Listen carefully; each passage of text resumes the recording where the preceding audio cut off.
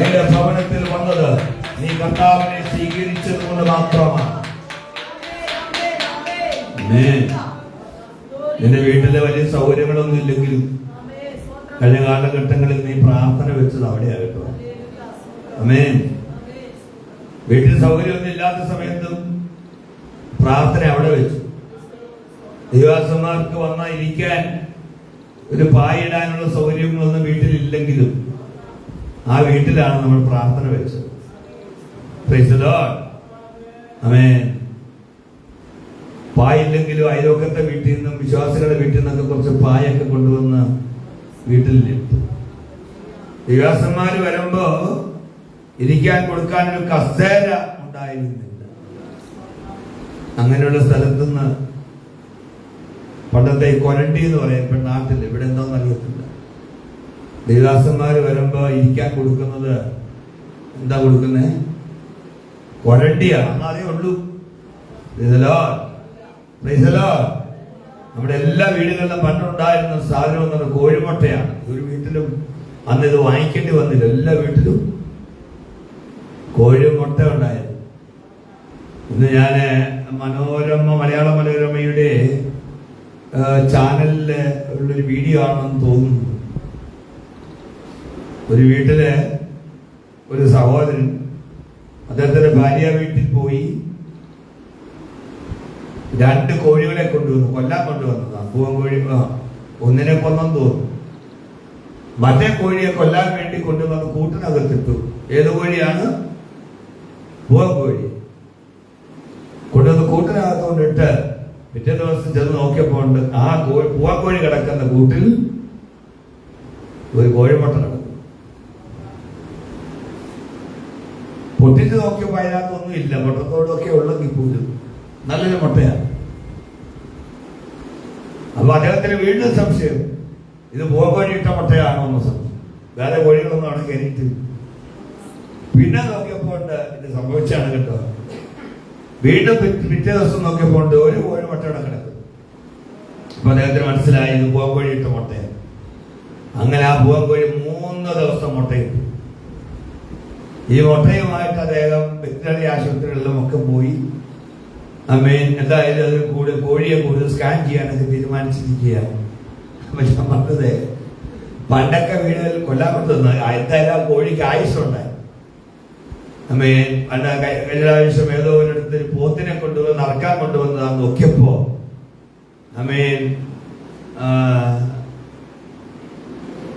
American പ്രസിഡന്റിന്റെ കൂട്ടത്തിൽ താടിയും അല്ല അങ്ങനെയൊക്കെ മുഖത്തിന് ഷേപ്പൊക്കെ ഇരിക്കുന്നതുകൊണ്ട് എന്തായാലും അതിനെ ട്രംപ് പോത്തന്നിട്ട് എന്തായാലും അതിനെ കൊന്നില്ല. എന്തായാലും ആ പോത്ത് രക്ഷപ്പെട്ടെന്ന് പറഞ്ഞതുപോലെ ഈ കോഴിയും തൽക്കാലം രക്ഷപ്പെട്ടിരിക്കുകയാണ്. അപ്പൊ ഞാൻ പറഞ്ഞു പറഞ്ഞ കാര്യം, ഒരു വീട്ടിലേക്ക് പണ്ട് എന്തോ ഉണ്ടായിരുന്നു? മുട്ട ഉണ്ടായിരുന്നു. അത് ദൈവദാസന്മാർ വരുമ്പോൾ ഏറ്റവും കൂടുതൽ കൊടുത്തിരുന്നത് എന്ത് സാധനമാണ്? കോഴിമുട്ടയാണ്. ഇന്ന് നമ്മൾ കോഴിമുട്ട വാങ്ങിച്ചെങ്കിലും കിട്ടിക്കും. അപ്പൊ അന്നത്തെ കാലഘട്ടത്തിൽ നമ്മൾ എവിടെ പ്രാർത്ഥന വെച്ചേ എന്ന് പറഞ്ഞേ? നമ്മുടെ വീട്ടില്. അപ്പോൾ ഓബേദ്ഏദോമിന്റെ വീടെന്ന് പറയുന്നത് വലിയ സൗകര്യങ്ങളൊന്നും ഇല്ലാത്തൊരു വീടാണ്. പക്ഷേ ഉള്ള സൗകര്യത്തിനകത്ത് ദൈവത്തിന്റെ പെട്ടകത്തെ സ്വീകരിച്ചു, അവിടെ വെച്ചു. അത് ദൈവങ്ങൾ. എന്നാൽ ഒത്തിരി സൗകര്യങ്ങളുള്ള വേറെ ഉണ്ടായിരുന്നു പ്രിയമുള്ളവരെ. പക്ഷെ ഭാഗ്യം ലഭിച്ചത് ഇദ്ദേഹത്തിനാണ്. ഒരിക്കൽ കൂടെ സ്തോത്രം ചെയ്താട്ടെ.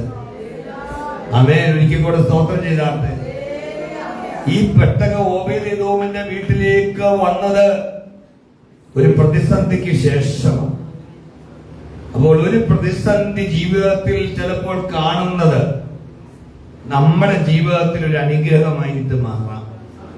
പ്രതിസന്ധികളെ കണ്ട് നീ പിന്മാറുകയല്ല, പ്രതിസന്ധിയുടെ മുമ്പിൽ നീ വിശ്വാസത്തോടെ നിൽക്കുന്നെങ്കിൽ നിന്റെ ദൈവം നിന്നെ നിശ്ചയമായിട്ട് അനുഗ്രഹിക്കും. Praise the lord, praise the lord, praise the lord. ആമേൻ. ഓബേദ്ഏദോമിന്റെ വീടിന് മുമ്പിൽ കുറച്ച് അപ്പുറത്തേക്ക് മാറി. ഇതുപോലെ വീട് തൊട്ടടുത്തൊന്നും അല്ല വീട്, ഉസ്സ മരിച്ചെങ്കിലും അവിടെ വെച്ച്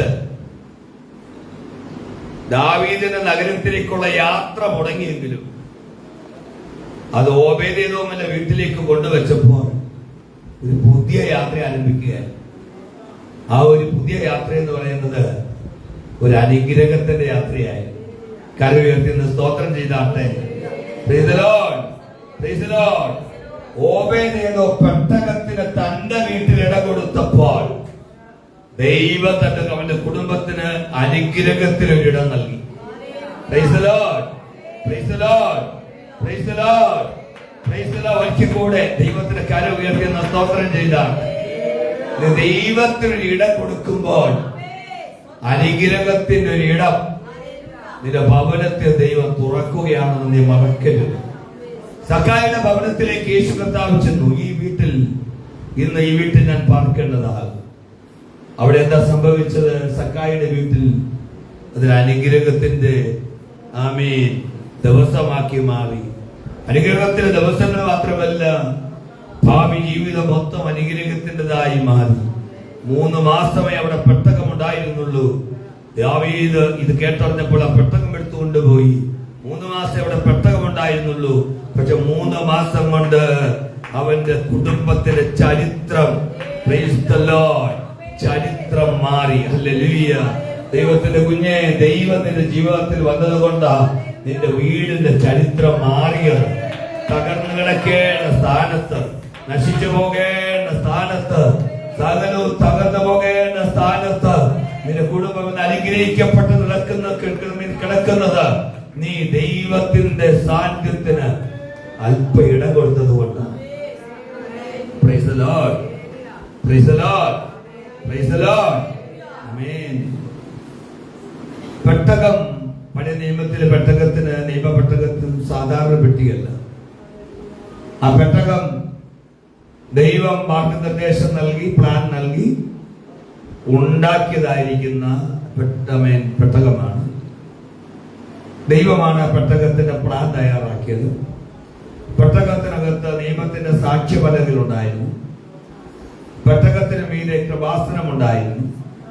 ആ കൃപാസനം ഉള്ളിടത്താണ് ദൈവ സാന്നിധ്യം വെളിപ്പെടുത്തിയത്. Price the lord, hallelujah. ആ പെട്ടകം നോക്കുമ്പോൾ നോക്കിയേ, ഈ പെട്ടകം എവിടെയൊക്കെ ചെന്ന് നമുക്കറിയാം. ഫെലിസ്ത്യരുടെ കയ്യിൽ ചെന്നു, ഫെലിസ്ത്യർ ഇത് പിടിച്ചു. ഏലിപ്പുരോഗുന്ന കാലത്ത് ഫെലിസ്ത്യർ ഇതിനെ പിടിച്ചു. അവിടെ ഒന്നും ദൈവത്തിന്റെ ശക്തി വെളിപ്പെട്ടില്ല കേട്ടോ. പിന്നീട് കൊണ്ടുവന്ന് മറ്റൊരു സ്ഥലത്ത് കൊണ്ടുപോയപ്പോ ദാഗോൻ എന്ന് പറയുന്ന ആൾ അവിടെ നിന്ന് വീണ് ഉടഞ്ഞുപോയി. പ്രൈസ് ദി ലോർഡ്, ഹല്ലേലൂയ. അവിടെയാണ് ദൈവ സാന്നിധ്യം കണ്ടത്. ഹല്ലേലൂയ. പക്ഷേ ഓബേദ്ഏദോമിന്റെ വീട്ടിലെത്തിയപ്പോൾ ഒരു മരത്തിന്റെ പെട്ടി വന്ന ഒരു അനുഭവം അല്ല അവിടെ. കാരണം ദൈവത്തിന്റെ സാന്നിധ്യം ഇറങ്ങിയ കെരൂബുകളുടെ നടുവിൽ ദൈവത്തിന്റെ സാന്നിധ്യം ഇറങ്ങിയ ആ പെട്ടകം, praise the lord, praise the lord, praise the lord, praise the lord, ഓബേദ്ഏദോമിന്റെ ഭവനത്തിൽ അത് സ്വീകരിച്ചു വെച്ചു. ഓബേദ്ഏദോമിന്റെ വീട്ടിൽ ഈ പെട്ടകം വന്നത് ഒരു മുന്നറിയിപ്പ് ലഭിച്ചിട്ടല്ല. നോക്കി, ഞാൻ നേരത്തെ പറഞ്ഞു, ഒരു ദുരന്തത്തിന്റെ ബാക്കി പത്രമാണ് ഈ പെട്ടകം വന്നത്. എന്നാൽ ഒരു മുന്നറിയിപ്പില്ലാതെയാണ് ഈ പെട്ടകം തന്റെ ജീവിതത്തിൽ വന്നത്. ഒരു മുന്നറിയിപ്പില്ലാതെയാണ് അനുഗ്രഹം ഓബേദ്ഏദോമിന്റെ ജീവിതത്തിൽ വന്നത്. കരമുയർത്തി സ്തോത്രം ചെയ്താണ്. നിന്റെ ജീവിതത്തിൽ നാളുകളായി പ്രാർത്ഥിക്കുന്ന വിഷയത്തിൽ എപ്പോഴാണ് നിന്റെ ജീവിതം അനുഗ്രഹിക്കപ്പെടുന്നതെന്നും നിന്റെ കുടുംബം അനുഗ്രഹിക്കപ്പെടുന്നതെന്നും നിനക്കറിയാമോ? ആമേൻ. മുൻകൂട്ടി ചെയ്യുന്ന ഒരു പ്ലാനിന്റെ അടിസ്ഥാനത്തിലല്ല. നമ്മള് ഇതിന് കുറച്ച് നാളുകൾക്ക് മുമ്പ് ഒന്ന് പുറകോട്ടൊന്ന് പോകാം. അങ്ങനെ പുറകോട്ട് പോകുമ്പോൾ നമുക്ക് അബ്രഹാമിനെ കാണാം. മമ്മയുടെ തോപ്പിനരികിൽ കൂടാരവാതിക്കൽ ഇരിക്കുക. ഏറ്റവും ചുട്ടുകൊള്ളുന്ന ചൂടുള്ള സമയം. അന്ന് ആരെങ്കിലും തന്റെ വീട്ടിലേക്ക് വരുമെന്ന് പ്രത്യേകമായ അറിയിപ്പൊന്നും അബ്രഹാമിന് ലഭിച്ചില്ല. പ്രത്യേകമായി വിരുന്നൊന്നും ഒരുക്കിയില്ല. അങ്ങനെ ഇരിക്കുന്ന സമയത്ത് പെട്ടെന്ന് തലയുയർത്തി നോക്കിയപ്പോൾ 3 പുരുഷന്മാർ തന്റെ കൂടാരത്തിന് മുന്നിൽ നിൽക്കുന്നത് കണ്ടു. അപ്പോൾ അബ്രഹാം അവരെ കണ്ട് ഞാൻ ചിന്തിച്ചില്ല, നല്ല ചൂടാണ്, ഞാൻ വിശ്രമിക്കുക, അല്പം ഒന്ന് ഉറങ്ങാനുള്ള ഒരു സമയമാണ്, ഉച്ചവർക്കത്തിന്റെ സമയമാണ്, ക്ഷീണിച്ചിരിക്കുക, അവർ മറ്റാരെങ്കിലും പോകട്ടെ എന്നുള്ളതല്ല അബ്രഹാം ചിന്തിച്ചത്. അബ്രഹാം ഓടിച്ചെന്ന് അവൻ കൂടാരവാതിക്കൽ ചെന്ന് അവരുടെ അടുത്തേക്ക് ഓടി നിലം വരെ കുനിഞ്ഞ് അവരെ സ്വീകരിച്ച് അല്പം വെള്ളം കൊണ്ടുവന്ന് അവരുടെ കാല് കഴുകി വൃക്ഷത്തിന് കീഴിൽ വിശ്രമിക്കുകയും ഞാൻ അല്പം അപ്പം കൊണ്ടുവരാമെന്ന് പറഞ്ഞ് കൊണ്ടുപോയി. അവൻ അബ്രഹാം ചെന്ന് അല്പം അപ്പം മാത്രമായിരുന്നില്ല, അവൻ സാറയോട് വേഗത്തിൽ നല്ല മാവ് കൊണ്ട് അപ്പം ഉണ്ടാക്കാൻ പറഞ്ഞു. ആമേൻ. വേറെ ജോലിക്കാരും ഒക്കെ അവിടെ ഉണ്ട്.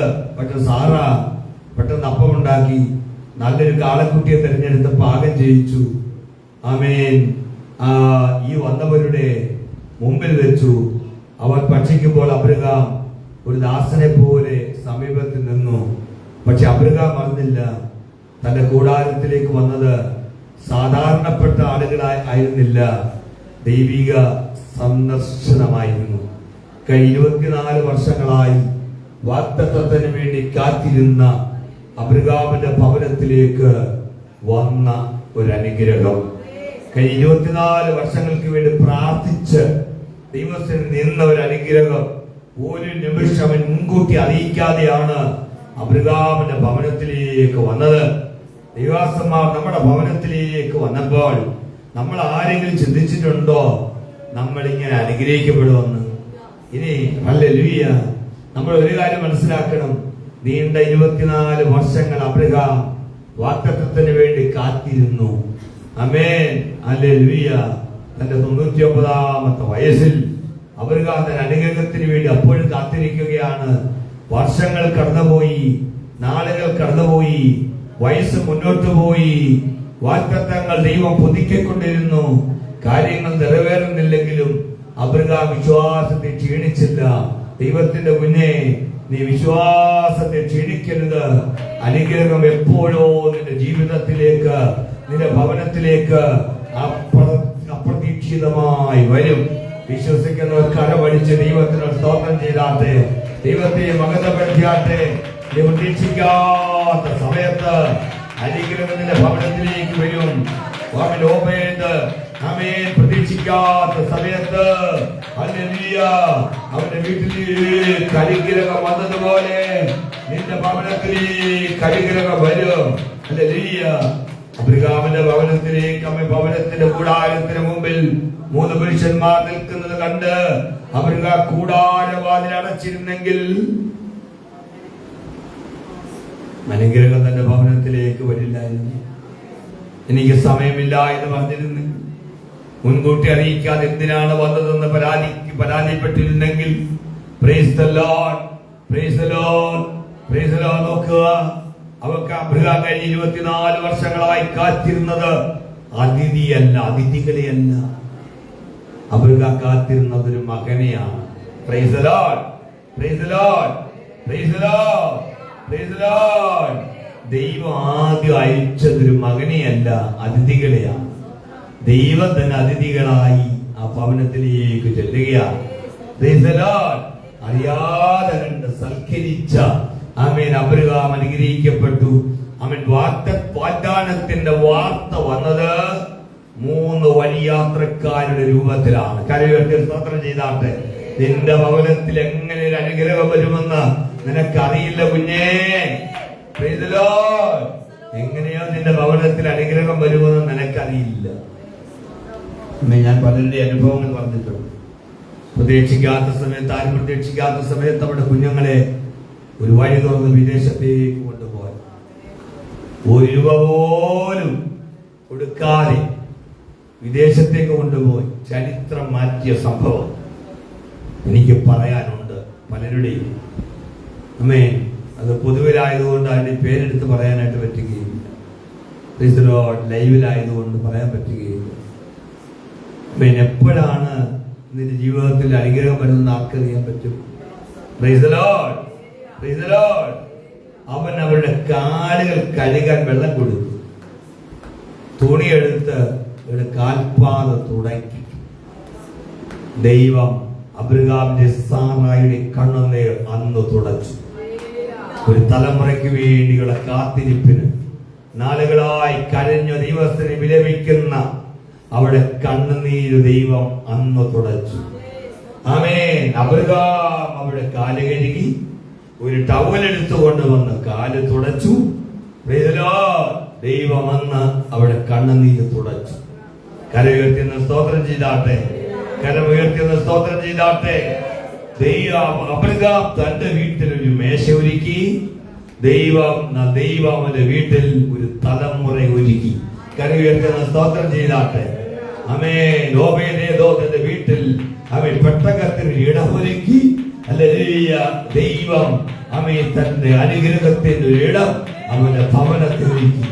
അല്ലെങ്കിൽ നിന്റെ ജീവിതത്തിന്റെ കർത്താവിന് ഇടമൊരുക്കുമ്പോൾ നിന്റെ ജീവിതത്തിൽ അനുഗ്രഹത്തിന്റെ ഇടമൊരുക്കുന്നതാണ് നമ്മുടെ സർവശക്തനായിരിക്കുന്ന ദൈവം.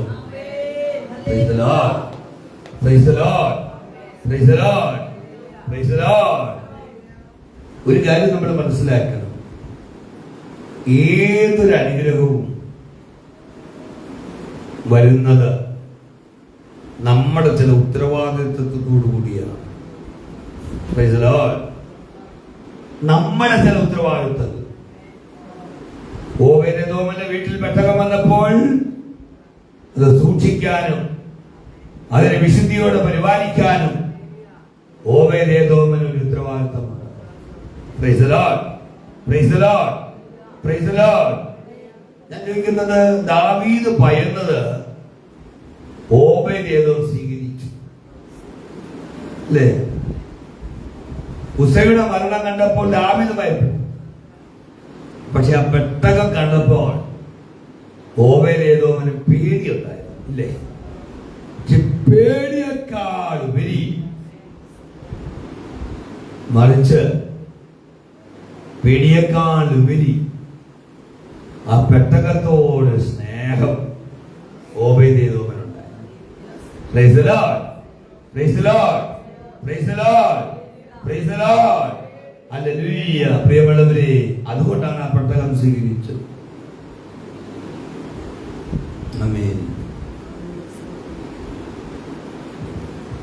നമ്മൾ ചിന്തിക്കുന്നത്, യഹോവ ഓബേദേദോമിനെ അവന്റെ സകല ഭവനത്തെയും അനുഗ്രഹിച്ചു. നോക്കി, ആ പെട്ടകം നമ്മൾ ശ്രദ്ധിക്കണം. ആ പെട്ടകം വെച്ചിരിക്കുന്ന സ്ഥലം എവിടെയാ? അതൊരു വീട്ടുവാതിക്കൽ വെച്ചതല്ല.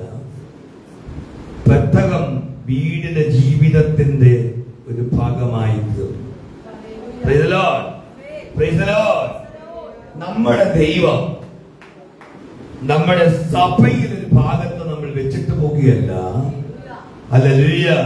Praise the Lord.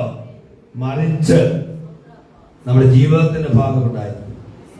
ഒരു സഭയിൽ ദേവദാസൻ ഇങ്ങനെ ശുശ്രൂഷിച്ചു പറഞ്ഞു, പ്രിയമുള്ളവരെ, നിങ്ങൾ പലരും പോകുമ്പോൾ കർത്താവിനെ ഇവിടെ വെച്ചിട്ടാ പോകുന്നത്.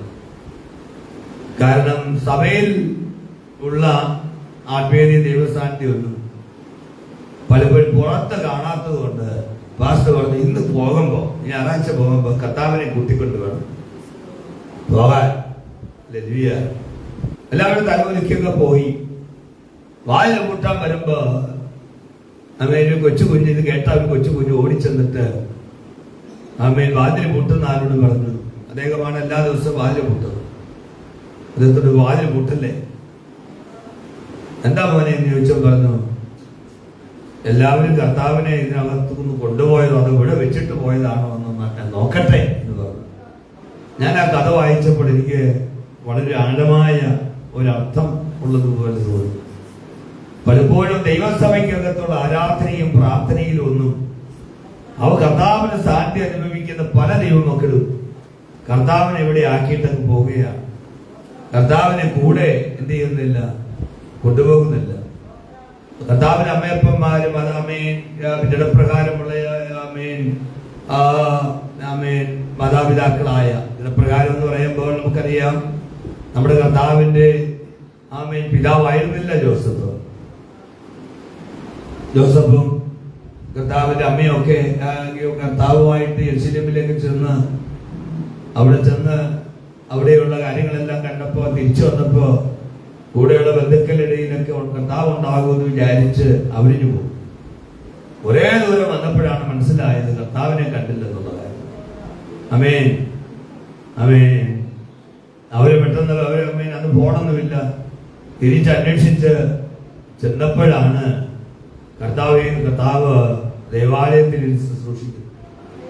കഴിഞ്ഞ ഒരു 8 മാസം മുമ്പ് ഒരു കൊച്ചിനെ കൂടെ ഒരു സഹോദരി, 8 മാസമല്ല, കുറച്ച് നാൾ മുമ്പ് ഇത് പല പ്രാവശ്യം സംഭവിച്ചതാണ്. ഒരു സഹോദരി കൊച്ചിനെ കൊണ്ട് വണ്ടിക്ക് കയറി പോയി. അവിടെ ചെന്ന് ബസ്സിൽ ഒരു സീറ്റ്, തൊട്ടടുത്ത സീറ്റിൽ ഇരുത്തി. കുറച്ച് കഴിഞ്ഞപ്പോ അമ്മ ഇറങ്ങി പോന്നു. കൊച്ച് ഉറക്കമൊക്കെ നോക്കി, കണ്ണുറന്ന് നോക്കിയപ്പോ ഉണ്ട് അമ്മയെ കാണാനില്ല. കൊച്ചു കിടന്ന് നിലവിളിച്ച് കഴിഞ്ഞു. വണ്ടിക്കാരും ആകപ്പാടെ പ്രയാസത്തിലായി, യാത്രക്കാരും ആകെ പ്രയാസത്തിലായി. എന്ത് ചെയ്യും? കൊച്ചു ഇതിനകത്തിരിപ്പുണ്ട്. അവസാനം അമ്മയുണ്ട് ഒരു ഓട്ടോ പിടിച്ചു വരുന്നു കൊച്ചിനെ അന്വേഷിച്ച്. അമ്മേ, ഇത് ഒരു ദിവസം സംഭവിച്ചല്ല, പല പ്രാവശ്യം സംഭവിച്ചിട്ടുള്ളതാണ്. ഇതുപോലെ അത്രയും അശ്രദ്ധയൊന്നും ഉണ്ടായില്ലെങ്കിലും, അമ്മ അത്ര അശ്രദ്ധ ഉണ്ടായില്ലെങ്കിൽ കൂട്ടത്തിലുള്ളവരുടെ കൂട്ടത്തിൽ കർത്താവുണ്ടെന്ന് അപ്പനും അമ്മയും വിചാരിച്ചു. പക്ഷേ ആ കൂട്ടത്തിൽ കർത്താവ് ഉണ്ടായിരുന്നില്ല. പലപ്പോഴും നമ്മൾ ഈ സഭയെന്നല്ല, നമ്മുടെ സഭയൊക്കെ വിട്ടു പോകുമ്പോൾ നമ്മൾ പലപ്പോഴും ഒന്ന് ചിന്തിക്കേണ്ട കാര്യമുണ്ട്. നമ്മുടെ കർത്താവിനെ നമ്മൾ സഭയിൽ വിട്ടിട്ട് പോരുകയാണോ, അത് തിരുസാന്നിധ്യം നമ്മളോട് കൂടെ ഉണ്ടോ എന്ന്. മോശ ദൈവത്തിന് പ്രാർത്ഥിച്ച് തിരുസാന്നിധ്യമില്ല എങ്കിൽ, ഞങ്ങളുടെ കൂടെ പോരുന്നില്ല എങ്കിൽ ഞങ്ങളെ അയക്കരുതേ എന്ന് മോശ പ്രാർത്ഥിച്ചു. നമ്മുടെ സംസാരത്തിൽ, നമ്മുടെ സാമ്പത്തിക കാര്യങ്ങളിൽ, ബന്ധങ്ങളിൽ, മക്കളെ വളർത്തുന്നതിൽ, തീരുമാനങ്ങൾ എടുക്കുന്നതിൽ, സങ്കടത്തിൽ, സന്തോഷത്തിൽ എല്ലാം ദൈവത്തിന്റെ സ്ഥാനം വേണം. Price the lord, hallelujah, price the Lord. യോശുവ പറഞ്ഞു, ഞാനും എന്റെ കുടുംബവും ഞങ്ങൾ യഹോവയെ സേവിക്കും. യോശുവ പറഞ്ഞില്ല, ഞാൻ മാത്രമൊന്നും പറഞ്ഞില്ല, ഞാനും എന്റെ കുടുംബവും. ആമേൻ, ഹല്ലേലൂയ. 3 മാസമാണ് ഓബേദ്ഏദോമിന്റെ വീട്ടിൽ ദൈവത്തിന്റെ പെട്ടകം ഇരുന്നത്.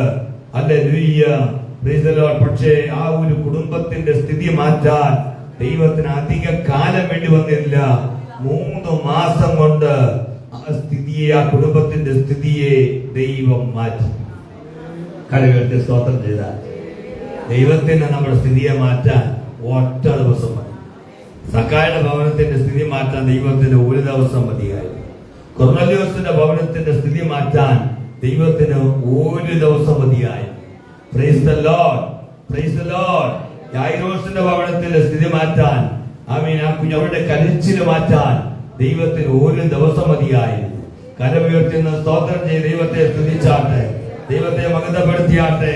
Price the Lord. ദൈവത്തിന്റെ കുഞ്ഞെ, നിന്റെ ജീവിതത്തിന്റെ സ്ഥിതി മാറ്റാൻ, നിന്റെ കുടുംബത്തിന്റെ സ്ഥിതി മാറ്റാൻ ദൈവത്തിന് 1 ദിവസം മതി.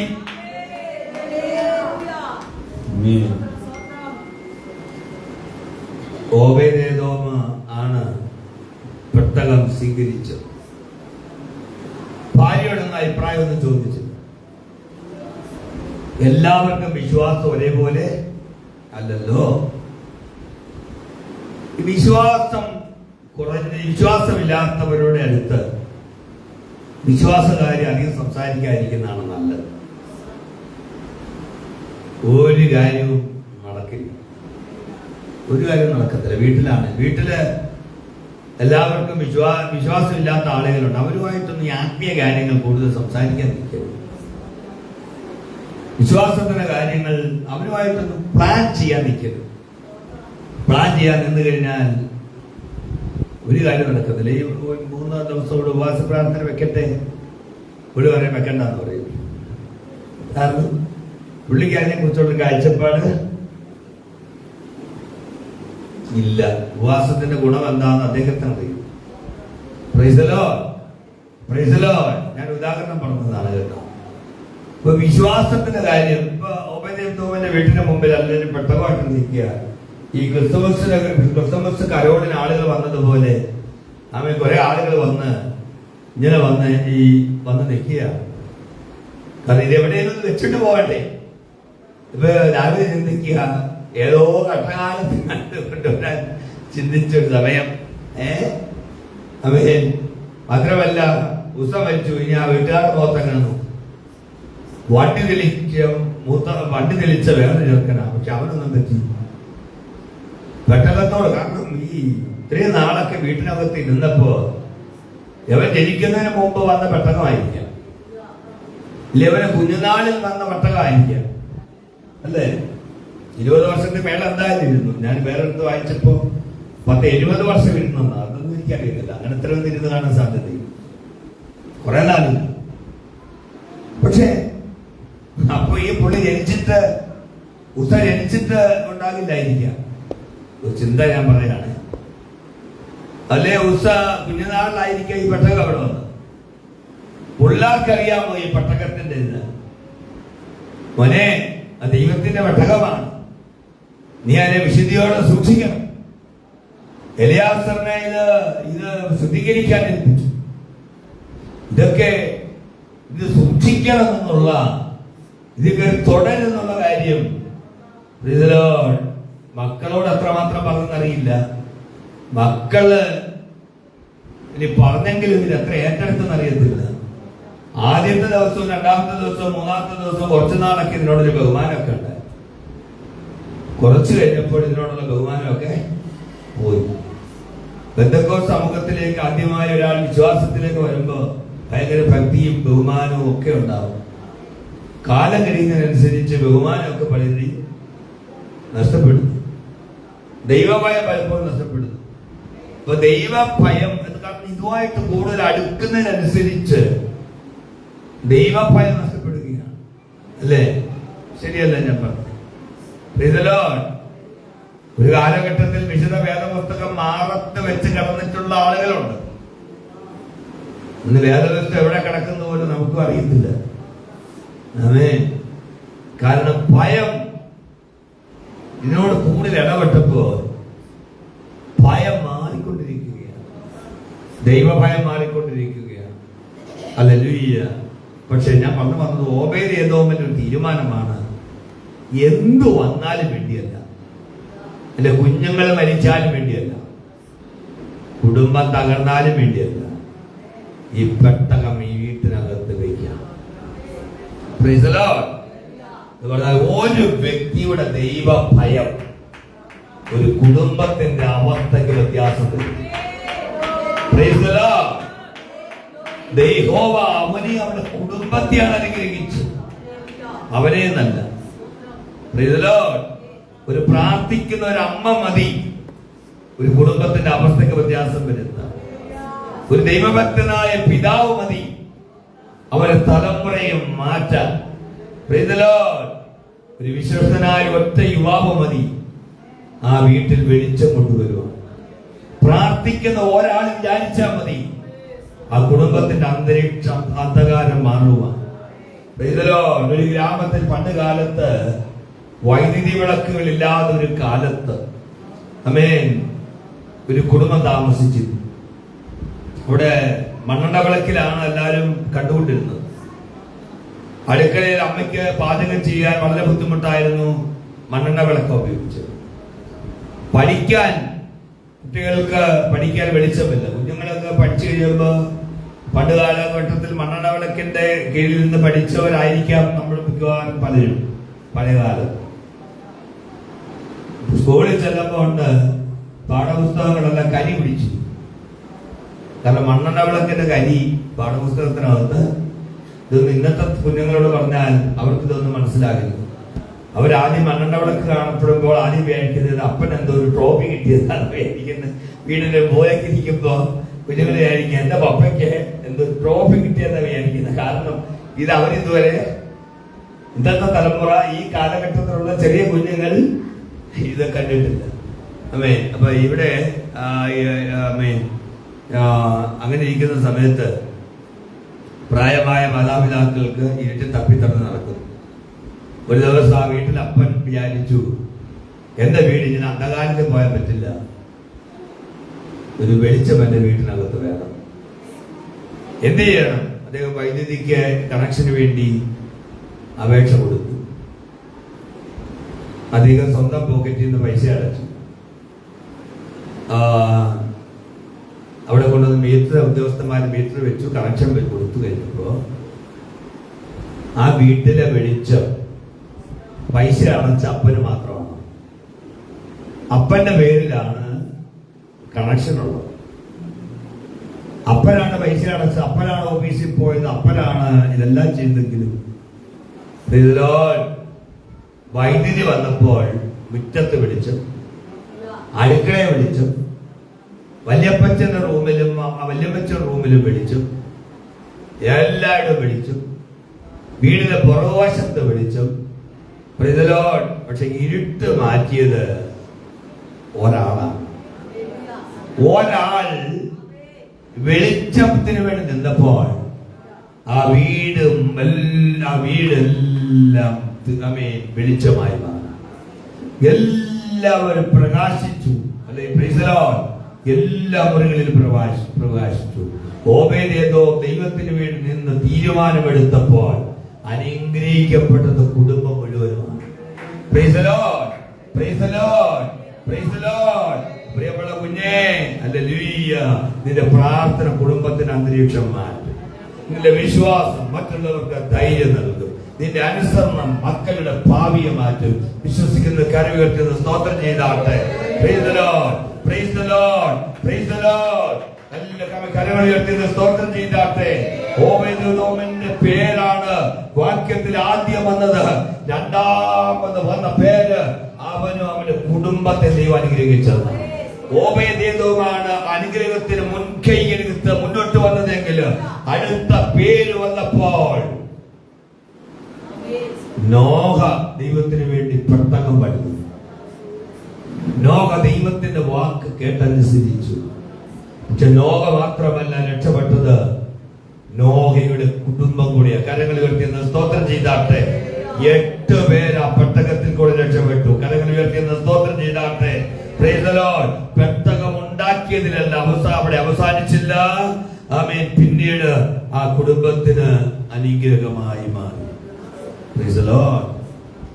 നോക്കിയേ, ആ പെട്ടകം ഉണ്ടായിരുന്ന വീട്ടിൽ എന്തെല്ലാം മാറ്റം വന്നതാണ്. യഹോവ അവന്റെ സകല ഭവനത്തെ അനുഗ്രഹിച്ചെന്ന് പറയുമ്പോൾ അനുഗ്രഹം പണം മാത്രമല്ല, പല രൂപമുണ്ട്. ഒന്നാമത്തെ ഒരു അനുഗ്രഹം ഒരു വീട്ടിൽ സമാധാനമാണ്. സമാധാനം, ദൈവത്തിന്റെ സമാധാനം ഒരു കുടുംബത്തുണ്ടെങ്കിൽ ആ വീട്ടിൽ അനുഗ്രഹിക്കപ്പെട്ട ഭവനമാണ്. ഞാൻ ചോദിക്കുന്നത്, വീട്ടിൽ കഷ്ടപ്പെട്ട് അധ്വാനിച്ചുണ്ടാക്കുന്ന ഭക്ഷണം സമാധാനത്തോടെ എല്ലാവർക്കും വേണ്ടി കഴിക്കാൻ കഴിയുന്നില്ലെങ്കിൽ ആ വീട് അനുഗ്രഹിക്കപ്പെട്ട വീടാണ് പ്രിയമുള്ളത്. ആണോ? നിങ്ങൾ പറ, അനുഗ്രഹിക്കപ്പെട്ടൊരു വീടാണ്. അപ്പനും അമ്മയ്ക്കും 2 അഭിപ്രായമായി എന്ന് കുടുംബകലഹമുള്ള ഒരു വീട് അനുഗ്രഹിക്കപ്പെട്ടതാണ്. പുറത്ത് നിൽക്കുന്നവർക്ക് പറയാൻ അനുഗ്രഹിക്കപ്പെട്ടതാണ് വീട്.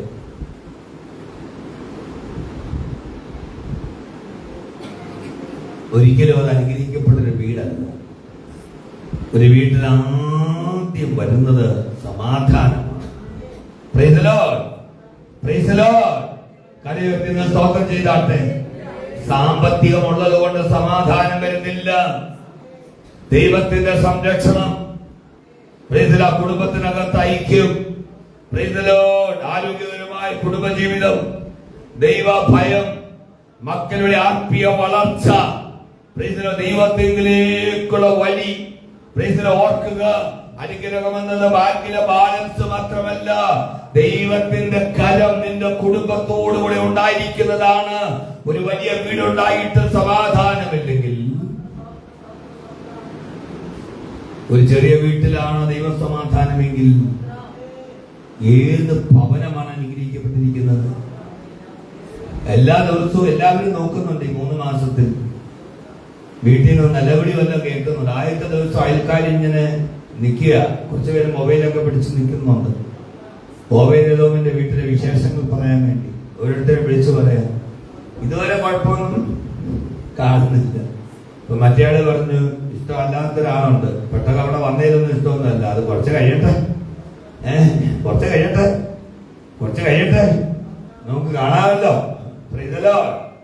ഈ പെട്ടകം വന്നത് ഇഷ്ടപ്പെടാത്ത കുറച്ച് പേര് ചില വിചാരിക്കും എന്തായാലും പെട്ടകം വന്ന അതോടുകൂടി അവരുടെ ജീവിതം അവസാനിക്കും. നമ്മള് ഈ പുസ്തകം എടുത്ത് ഇറങ്ങിയപ്പോ ആളുകൾ വിചാരിച്ചു ഇതോടുകൂടി അവൻ തീർന്നു, അവന്റെ തലമുറ തീർന്നു, അവന്റെ വീട്ടിൽ വിവാഹം നടക്കുകയില്ല, അവന്റെ കുഞ്ഞുങ്ങൾ അനുഗ്രഹിക്കപ്പെടുകയില്ല എന്ന് പറഞ്ഞവരുടെ സ്ഥാനത്ത് ദൈവത്തിന്റെ പൈതലേ, ദൈവത്തിന്റെ അനുഗ്രഹം. Hallelujah, price the lord, praise the Lord. നോക്കിയേ, ഓബേദ്-ഏദോമിന്റെ അനുഗ്രഹം ദാവീദിന്റെ ജീവിതത്തിൽ വലിയ മാറ്റം വരുത്തി. ഓബേദ്-ഏദോമിന്റെ ജീവിതത്തിൽ അനുഗ്രഹം ദാവീദിന്റെ ജീവിതത്തിലെ ഭയം മാറ്റി.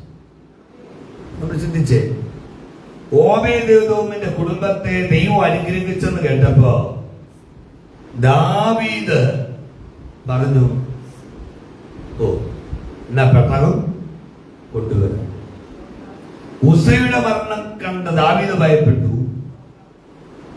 ഓബേദ്-ഏദോമിന്റെ വീട്ടിൽ അനുഗ്രഹം കേട്ടപ്പോൾ കേട്ടതാണ് ദാവീദ് പെട്ടകം കൊണ്ടുവരാൻ തീരുമാനിച്ചു. അപ്പോൾ ഒരു കുടുംബത്തിന്റെ അനുഗ്രഹം പിന്മാറി നിന്ന, വിശ്വാസത്തിൽ പിന്മാറി എന്നൊന്നും ഞാൻ പറയുന്നില്ല കേട്ടോ. ദാവീദ് ചെറിയൊരു പിന്മാറ്റമല്ലേ, എന്ത് വന്നാലും ഞാൻ ഈ പെട്ടകം കൊണ്ടുവരുമെന്ന് തീരുമാനിച്ചില്ലല്ലോ. പേടിച്ചു കൊണ്ട് വെച്ചതല്ലേ.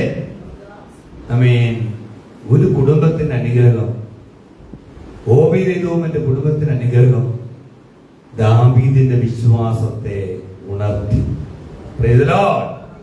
ഓബേദ്-ഏദോമിന്റെ കുടുംബത്തിന്റെ സാക്ഷ്യം ദാവീദിന്റെ വിശ്വാസത്തെ ഉണർത്തി. കരങ്ങൾ ഉയർത്തുന്ന സ്തോത്രം ചെയ്താട്ടെ. ഒരു കുടുംബം ദൈവത്തിൽ ഉറച്ചു നിൽക്കുമ്പോൾ മറ്റൊരു കുടുംബത്തിന് പ്രത്യാശ കിട്ടും. നിന്റെ രോഗസൗഖ്യമാകുമ്പോൾ, നീ രോഗത്തിലായിരിക്കുമ്പോൾ, നീ പ്രാർത്ഥിച്ച് രോഗസൗഖ്യം പ്രാപിക്കുമ്പോൾ, നിന്റെ സാക്ഷ്യം കേൾക്കുമ്പോൾ മറ്റൊരാളുടെ ധൈര്യം കൂടും. അവിടെ വിശ്വാസം വർദ്ധിക്കും. അവിടെ വിശ്വാസം വർദ്ധിക്കണമെങ്കിൽ നമ്മുടെ രോഗം മാറണം. ഞാൻ ഉൾപ്പെടെ മരുന്നിനാ രോഗം മാറുന്നതല്ല, പ്രാർത്ഥനയിലൂടെ രോഗം മാറുമ്പോൾ മറ്റൊരാൾക്കൊരു ധൈര്യം ഉണ്ടാകും. നമ്മളെ ചിന്തിക്കേണ്ട ഒരു പ്രധാനപ്പെട്ടതായ കാര്യം ഇതാണ്. ഓബേദ്-ഏദോമിന്റെ വീട്ടിലേക്ക് പെട്ടകം കൊണ്ടുവരാൻ തീരുമാനിച്ചപ്പോൾ ഓബേദ്-ഏദോം ഇങ്ങനൊന്നും ചിന്തിച്ചില്ല. കർത്താവേ ജോലി തരണമേ, കർത്താവെ കുറച്ച് പൈസ തരണമേ, കർത്താവെ വീട് തരണമേ, കർത്താവെ ആരോഗ്യം തരണമേ. ഇതൊന്നും ഓബേദ്-ഏദോം ചോദിച്ചില്ല. ഇതൊന്നും ചോദിക്കാതെ ദൈവത്തോട് ഡിമാൻഡുകളൊന്നും വെക്കാതെ, ദൈവത്തോട് കരാറുകളൊന്നും വെക്കാതെ, എങ്ങനെയുള്ള കരാറ്, ദൈവത്തിന്റെ പ്രതിഫലം ഒന്നും ചോദിക്കാതെ ഈ പെട്ടകമെടുത്ത് അകത്ത് വെച്ചപ്പോൾ ദൈവം ഓബേദ്-ഏദോമിനെയും കുടുംബത്തെ അനുഗ്രഹിച്ചു. ഞാൻ വാക്കുകൾ നിർത്തിയാണ് ദൈവമുള്ളത്. നമ്മുടെ ആത്മീയ ജീവിതത്തിൽ ഞാൻ പറയട്ടെ, ദൈവത്തോട് നമുക്ക് കരാറൊന്നും വെക്കണ്ട. യാക്കോബ് പറഞ്ഞതുപോലെ, നീ എന്നെ അനുഗ്രഹിച്ചാൽ ഞാൻ ഇതെല്ലാം ചെയ്യുമെന്ന് ദൈവത്തോട് നമ്മൾ കരാറൊന്നും വെക്കണ്ട. വ്യവസ്ഥകളില്ലാതെ നീ ദൈവത്തെ സേവിച്ചാൽ, വ്യവസ്ഥകളില്ലാതെ നീ ദൈവത്തിന് വേണ്ടി നിന്നാൽ നിന്റെ കുടുംബം അനുഗ്രഹിക്കപ്പെടും, നിന്റെ തലമുറ അനുഗ്രഹിക്കപ്പെടും. നിന്റെ ഭവനത്തെ ദൈവം അനുഗ്രഹിച്ചത് കൊട്ടാരത്തെ പോലും കേൾക്കും. ഭയപ്പെട്ടിരിക്കുന്നവർക്ക് ഈ ദൈവത്തെ സ്വീകരിക്കാനുള്ള ധൈര്യമുണ്ടാകും. ഭയപ്പെട്ട പെട്ടകത്തെ മാറ്റി നിർത്തിയ ദാവീദിന്റെ ജീവിതത്തിൽ ഈ പെട്ടകത്തെ സ്വീകരിക്കാനുള്ള ധൈര്യം ലഭിച്ചത് ഓബേദ്-ഏദോമിനെ കുടുംബത്തെയും ദൈവം അനുഗ്രഹിച്ചത് കേട്ടപ്പോഴാണ്. നമ്മുടെ ചാർച്ചക്കാരെ കേൾക്കട്ടെ, ദൈവം അനുഗ്രഹിച്ചത്. ഇന്നലെ ഈ വാക്കോടെ പറഞ്ഞാൽ നിർത്തുകയാണ്. തങ്കാന്റിയുടെ ഭവനത്തിലെ രാജപറ്റത്ത് പെട്ടെന്ന് മരിച്ചപ്പോഴുള്ള കാര്യങ്ങളെല്ലാം അവിടെ ബന്ധുക്കള് കണ്ടതാണ്. മാത്രമല്ല, ദൈവസന്നിധിയിലേക്ക് തങ്കാന്റി വന്നപ്പോൾ അവിടെ ജീവിതത്തിൽ ദൈവം പ്രവർത്തിച്ച കാര്യങ്ങള് ശാലത്തിന്റെ ജീവിതത്തിൽ നമ്മൾ അവിടെ വന്ന ദൈവപ്രവൃത്തി കണ്ടതാണ്. അത് കണ്ടപ്പോൾ ഒരു സഹോദരൻ വന്ന് എൻ്റെ അടുത്തൊന്ന് പറഞ്ഞു, എനിക്ക് വേണ്ടി പ്രാർത്ഥിക്കണം, എൻ്റെ അവസ്ഥകൾക്ക് വ്യത്യാസമുണ്ടാകാൻ വേണ്ടി പ്രാർത്ഥിക്കണം. Price the lord, praise the lord, praise the Lord. അവർക്ക് മനസ്സിലായി. ദൈവസന്നിധിയിലേക്ക് വന്നപ്പോൾ ദൈവം അവരുടെ ജീവിതത്തിന് മാറ്റം കൊടുത്തത്. Price the Lord. ആ സഹോദരൻ എന്നോട് പറയുകയാണ്, എനിക്ക് നിങ്ങളോട് കൂടെ വരാൻ ആഗ്രഹമുണ്ട്. കരയുയർത്തി സ്തോത്രം ചെയ്താട്ടെ.